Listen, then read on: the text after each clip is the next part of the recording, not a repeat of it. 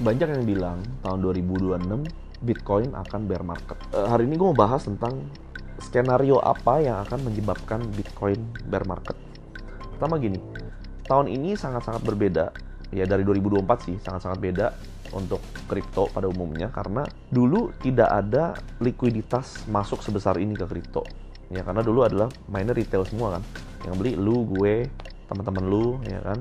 Pakai aplikasi yang kuning, yang hijau, beli manual. Sekarang ada yang namanya ETF. Ya, ETF itu kan passive fund kan, dari pension fund, dari apa aja lah. Ya pokoknya retail yang tidak melek kripto bisa membeli Bitcoin, Ethereum, dan lain-lain melalui ETF yang disediakan oleh fund manager di luar negeri sana, di Amerika gitu kan. Jadi banyak passive fund yang masuk ke kripto. Yang kedua, institusi atau perusahaan seperti Metaplanet, MicroStrategy, dan lain-lain yang mulai menjadikan kripto sebagai treasury-nya dia. Jadi banyak uang masuk besar jumlahnya dan bukan retail. Yang ketiga, negara juga udah mulai ada cadangan treasury negara berupa kripto. Malahan retailnya gue lihat sedikit gitu. Jadi gue lihat ini retail malah banyakan main koin micin semua ya kan, rungkat mulu, future-nya juga gila-gilaan. Nah, dengan uang segini banyak masuk, harusnya Bitcoin ini menurut gua sudah berpisah jalur dengan altcoin.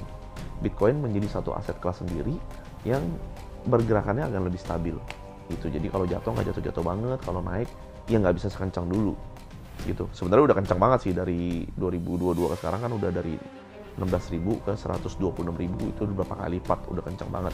Tapi apakah jadi nggak mungkin bear market? Artinya bisa nggak dia balik ke 50.000? Bisa nggak dia balik ke 60.000? Ini menurut gue ya. Menurut gue di dunia ini nggak ada yang nggak mungkin. Itu satu. Kalau misalnya mungkin, apa yang menyebabkan? Satu, kalau memang ada perang dunia, perang nuklir, wah itu udah nggak usah ngomong, hancur. Tapi skenario yang lebih normal adalah kalau kita pikir sebaliknya. Tadi uang yang masuk itu banyak dalam bentuk apa? ETF paling gede, perusahaan paling gede, ya kan? Dari dua ini, kalau mereka bisa beli dalam jumlah banyak, berarti mereka mengontrol supply kan. Bisa nggak mereka jual dalam jumlah banyak? Coba kalian pikir. Jawabannya bisa. Kalau dengan size mereka yang begitu gede, kayak Michael Saylor punya ratusan ribu Bitcoin, terus ETF BlackRock, IBIT, dan lain-lain punya ratusan ribu Bitcoin. Bayangkan kalau mereka secara serempak jual Bitcoinnya, ya, atau kliennya jual Bitcoinnya. Apa yang akan terjadi? Retail nggak akan bisa makan, bro. Nggak akan bisa makan. Itu harga akan ke bawah gitu. Jadi skenario bear market gua adalah pada saat institusi atau ETF ini mau take profit gitu. Jadi kita mesti tahu berapa sih harga rata-rata mereka. Selama mereka modalnya masih lebih tinggi daripada harga yang kita jaga, ya itu masih aman. Tapi kalau mereka kira-kira udah mau take profit, siap-siap. Menurut gue jatuhnya bisa dalam gitu.